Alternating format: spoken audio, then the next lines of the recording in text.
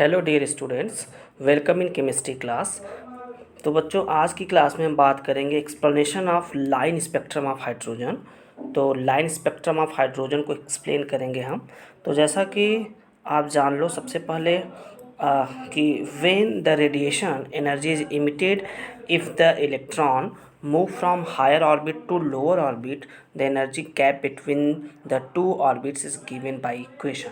देखो, जब भी इलेक्ट्रॉन जब हायर ऑर्बिट से जब लोअर ऑर्बिट की तरफ मूव करता है, ठीक है, when the radiation energy emitted in when the radiation, या फिर रेडिएशन को हम क्या कह सकते हैं, energy is emitted if the electron moves from higher orbit to lower orbit. जब इलेक्ट्रॉन मूव करता है हायर ऑर्बिट से लोअर ऑर्बिट में, तो वहाँ पे जो एनर्जी गैप होता है उसको हम, दोनों ऑर्बिट्स के बीच में जो एनर्जी गैप होता है उसको हम किस इक्वेशन के थ्रू लिख सकते हैं। हम कैसे इसको निकालेंगे, डेल्टा ई की वैल्यू अगर आपको निकालना है तो डेल्टा ई इक्वल टू क्या लिखेंगे, E final minus E initial, E I. ठीक है, इसको लिख लेना बच्चों। ठीक है, delta E equal to E F minus E I. Delta E क्या है, this is the energy gap या फिर चेंज इन एनर्जी, ठीक है, from higher orbit to lower orbit. अब देखो, हायर ऑर्बिट से अगर लोअर ऑर्बिट की तरफ चल रहे हैं, हायर ऑर्बिट से लोअर ऑर्बिट की तरफ चल रहे हैं, तो हायर ऑर्बिटल क्या होगा, ई एफ होगा, मतलब एक तरीके से, सॉरी, इनिशियल होगा। ठीक है, इनिशियल एनर्जी होगी इलेक्ट्रॉन की, और ई एफ क्या होगा, this is the final energy of the electrons.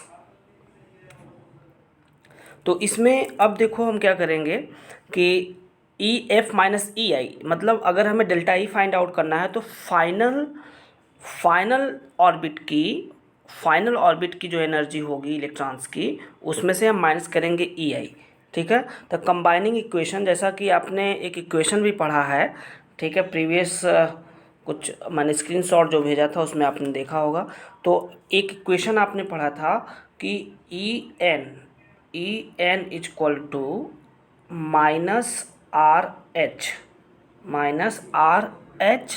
In bracket 1/n², जहाँ पे n क्या था, this is the integer number, shell number 1 2 3 4 5। R H क्या है, this is the Rydberg constant.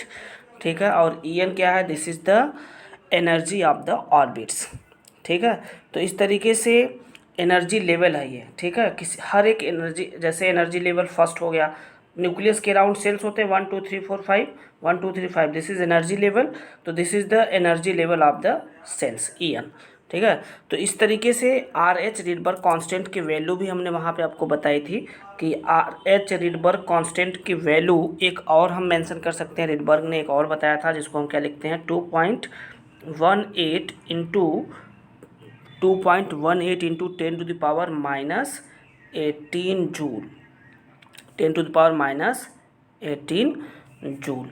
ठीक है, तो ये वैल्यू आपको बताया गया था। अब देखो यही वैल्यू ई एन, एन क्या है, एन क्या हो सकता है, फाइनल हो सकता है या इनिशियल हो सकता है, या फिर इस इक्वेशन को माइनस आर एच ब्रैकेट में 1/n² को हम क्या लिख सकते हैं, इसको आप ऐसे भी लिख सकते हो, माइनस आर एच अपान n²। क्या लिख सकते हो, माइनस आर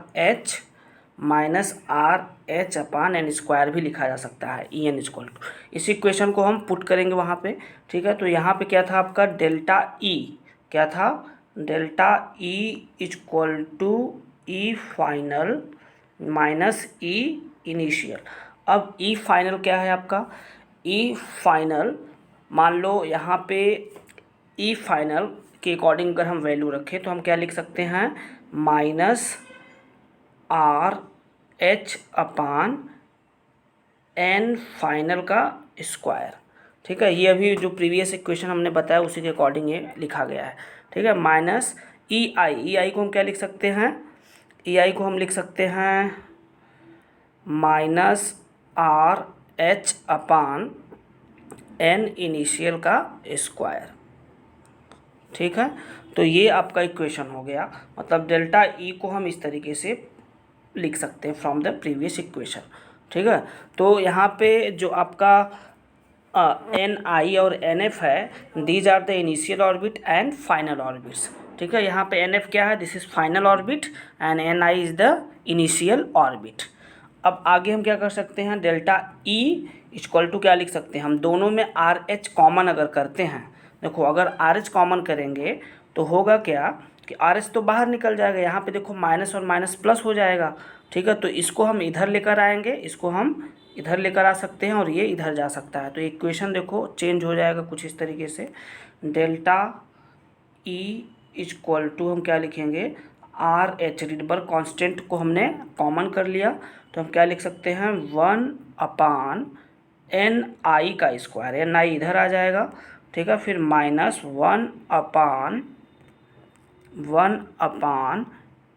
एन एफ का स्क्वायर, ठीक है। ये इक्वेशन बनेगा। या इसको हम क्या लिख सकते हैं, आर एच की वैल्यू कितनी होती है, 2.18 इंटू 10⁻⁻18, फिर ब्रैकेट में हम लिख सकते हैं, ये जूल में होता है, ठीक है, जूल में 1 एन आई का square minus 1 N F final orbit का स्क्वायर, ठीक है। ये हो गया, एनसीईआरटी में दिया हुआ है, आप लोग देख लेना, ठीक है। जो नहीं समझ में आएगा पूछेंगे फिर।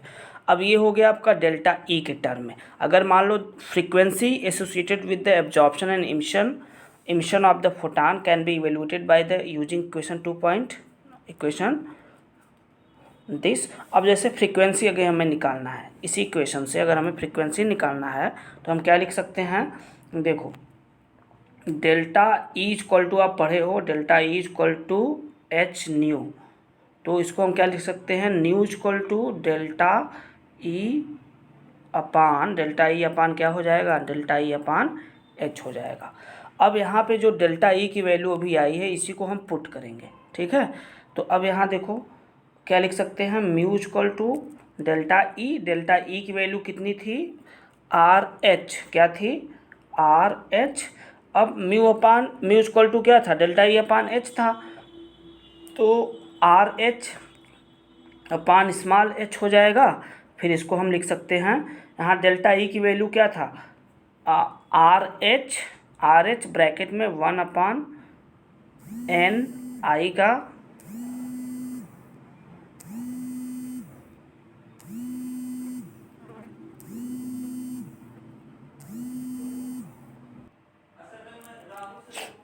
ठीक है। तो इस तरीके से हम क्या लिख सकते हैं, mu equal to delta E, ये एच था ही अपान में, delta E in bracket, sorry delta H होगा यहाँ पे,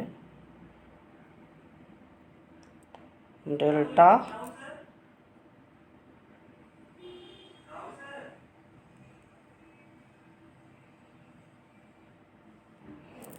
तो इसको हम क्या लिख सकते हैं, mu equal to R H upon H in bracket 1 N I का square minus N final orbits का स्क्वायर, ठीक है। अब यहाँ पे देखो आर एच की वैल्यू आप रख लो 2.18 इंटू 10⁻⁻18 अपान प्लैंक कांस्टेंट की वैल्यू 6.6 इंटू 10⁻⁻34 रख लो, ठीक है। ब्रैकेट में जो चीज़ है इसको रहने दो, ठीक है। फिर इसको जब सॉल्व करोगे आप तो आपको मिलेगा 3.29 इंटू 10⁻15, फिर ब्रैकेट में 1 एन इनिशियल ऑर्बिट का स्क्वायर माइनस 1 फाइनल ऑर्बिट्स का स्क्वायर, ठीक है, हर्ट्ज में, ठीक है। ये आपका किस में होगा, फ्रीक्वेंसी के टर्म में होगा। And in term of wave number, अगर वेव नंबर के टर्म में हमें कैलकुलेट करना हो तो क्या होगा, म्यू बार इक्वल टू क्या होता है, म्यू अपान सी होता है, ठीक है। तो अब इसको हम क्या लिख सकते हैं, म्यू इक्वल टू क्या होता है, अभी आपको बताया था, म्यू इक्वल टू क्या होता है, आर एच अपान एच, क्या होता है, are H upon H, 1 initial orbit का स्क्वायर माइनस 1 फाइनल ऑर्बिट्स का स्क्वायर। तो उसी को हम रखेंगे यहाँ पे, ठीक है। यहाँ म्यू की वैल्यू रखेंगे, तो म्यू की जगह पे हम इसको रखेंगे तो क्या हो जाएगा, आपका आर एच अपान एच होता है, लेकिन यहाँ सी है तो यहाँ सी भी रहेगा, R H upon H C in bracket 1 upon initial orbits का square minus 1 upon final orbits का स्क्वायर। ठीक है, ये हो गया। अब इसके बाद अब यहाँ पे देखो आर एच की वैल्यू और प्लैंक कांस्टेंट की वैल्यू को जब डिवाइड किया गया तो आंसर क्या मिला था 3.29। मतलब इक्वेशन आर एच की वैल्यू कितनी मिली थी, आर एच अपान सी की वैल्यू, आर एच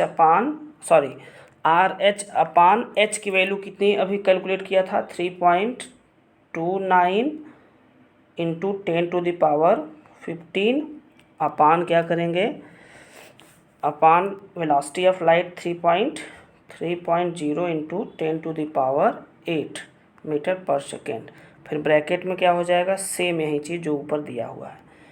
अब इसको सॉल्व करेंगे तो आपको मिलेगा, इसको सॉल्व करने पे आपको मिलेगा mu bar equal to 1.09677 into 10⁻7 in bracket 1 upon initial orbits का square minus 1 upon final orbits का स्क्वायर इन मीटर इनवर्स। ठीक है, तो ये वेव नंबर के टर्म में होगा। तो इस तरीके से हम क्या कह सकते हैं कि in case of absorption spectra दो कंडीशन यहाँ पे क्रिएट हो सकती है, इसको नोट कर लीजिएगा सब। इन case of absorption spectra, in case of absorption spectra क्या होगा, इन case of absorption spectra, in case of absorption spectra, in case of absorption spectra क्या होगा, फाइनल ऑर्बिट्स एन एफ क्या होगा, फाइनल ऑर्बिट्स क्या होंगी एनर्जी, मतलब एन एफ क्या होगा, ज़्यादा होगा किससे, एन आई से, मतलब फाइनल ऑर्बिट्स क्या होगा, उसकी एनर्जी ज़्यादा होगी इनिशियल ऑर्बिट से। ठीक है, इसका मतलब कि in case of absorption spectra N final is greater than N I and the term in the यहाँ पे तब इसके केस में क्या होगा, डेल्टा ई की वैल्यू क्या हो जाएगी आपकी, पॉजिटिव हो जाएगी। डेल्टा ई क्या होगा यहाँ पे, पॉजिटिव होगा, और डेल्टा ई पॉजिटिव अगर है तो एनर्जी इज एब्जॉर्ब्ड, यहाँ पे एनर्जी क्या होगी, एब्जॉर्ब्ड होगी, एनर्जी क्या होगी आपकी, एब्जॉर्ब्ड होगी। ठीक है, पहली कंडीशन ये देख लो, एब्जॉर्प्शन स्पेक्ट्रम में एन एफ ग्रेटर होता है एन आई से, यहाँ पे डेल्टा ई की वैल्यू जो होगी वो क्या आएगी, पॉजिटिव आएगी। जब फाइनल ग्रेटर होता है एन आई इनिशियल से तो डेल्टा ई की वैल्यू पॉजिटिव आएगी, और जब पॉजिटिव आएगी तो इसका मतलब क्या हुआ, एनर्जी इज एब्जॉर्ब्ड, एनर्जी क्या हो रही है, एब्जॉर्ब हो रही है। ठीक है, दूसरी कंडीशन क्या होगा, इन case of emission spectra, in case of emission spectra के केस में आप देखोगे तो इमिशन स्पेक्ट्रा के केस में आप देखोगे तो एन आई जो होता है वो ग्रेटर हो जाता है एन एफ से। ठीक है, एन एफ से क्या होता है, ग्रेटर होता है। तो इस कंडीशन में क्या होता है, इमिशन स्पेक्ट्रा के केस में डेल्टा ई की वैल्यू क्या हो जाती है, नेगेटिव आ जाती है, डेल्टा ई की वैल्यू नेगेटिव आती है, और डेल्टा ई की वैल्यू अगर नेगेटिव हो तो एनर्जी क्या होती है, रिलीज्ड होती है, energy is released, energy is released. ठीक है, एनर्जी क्या होती है, रिलीज होती है, एनर्जी आपकी रिलीज होगी। ठीक है, इसको नोट कर लेंगे। ठीक है, अब इससे रिलेटेड कुछ न्यूमेरिकल्स की हम बात करेंगे।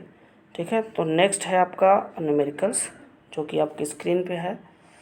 ठीक है, तो देखो क्वेश्चन 1, इसमें देखो क्या पूछ रहा है, what are the frequency and wavelength of a photon emitted during a transition from n equal to 5, मतलब फ्रॉम n मतलब इनिशियल क्या हो गया आपका 5 हो गया, एन आई 5 हो जाएगा और एन एफ क्या हो जाएगा आपका यहाँ पे 2 हो जाएगा, मतलब from n equal to 5 state to n equal to 2 state in the hydrogen atom. मतलब यहाँ पे पूछ रहा है कि जो फोटॉन्स है जो इमिट हो रहा है एनर्जी, ठीक है, वो कहाँ से हो रहा है, from n 5 to n equal to 2, तो एन आई की वैल्यू यहाँ पे 5 हो जाएगी। ठीक है, और एन एफ की वैल्यू कितनी हो जाएगी, 2 हो जाएगी। अब इसमें पूछ रहा है क्या क्या पूछ रहा है, फ्रीक्वेंसी एंड वेवलेंथ।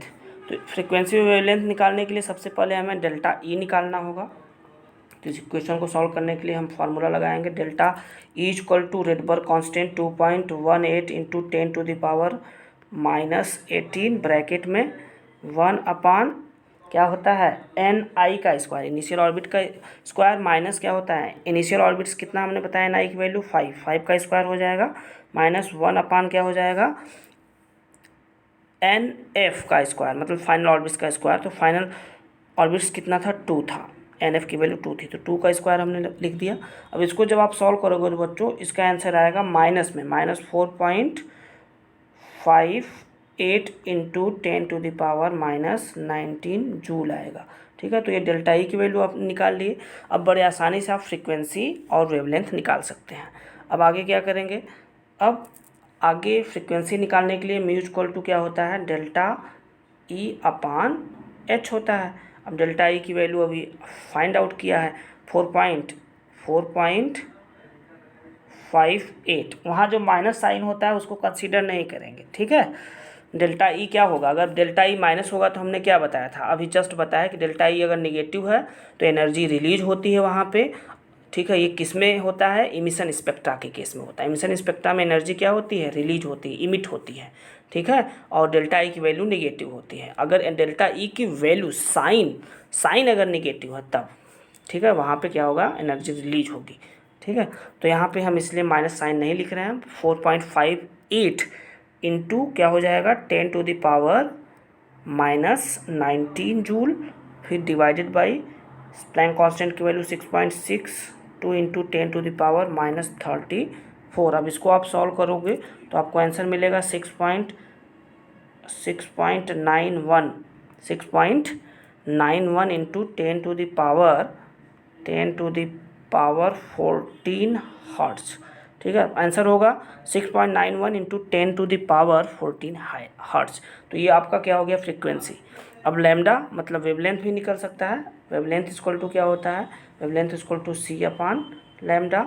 ठीक है, अब सी की वैल्यू वेलोसिटी ऑफ लाइट कितनी होती है 3.0 इंटू 10⁸ मीटर पर सेकेंड होता है, एंड डिवाइडेड बाई म्यू की वैल्यू अभी जस्ट हमने फाइंड आउट किया है कितना था 6.91 इंटू 10⁻14 हर्ट्ज। अब इसको आप सॉल्व करेंगे तो आंसर जो मिलेगा आपको 434 नैनोमीटर मिलेगा, नैनोमीटर। ठीक है, नैनोमीटर 1 नैनोमीटर मतलब 10⁻⁻9 मीटर। ठीक है, तो 434 नैनोमीटर मिलेगा। ठीक है बच्चों, okay, thank you, have a good day.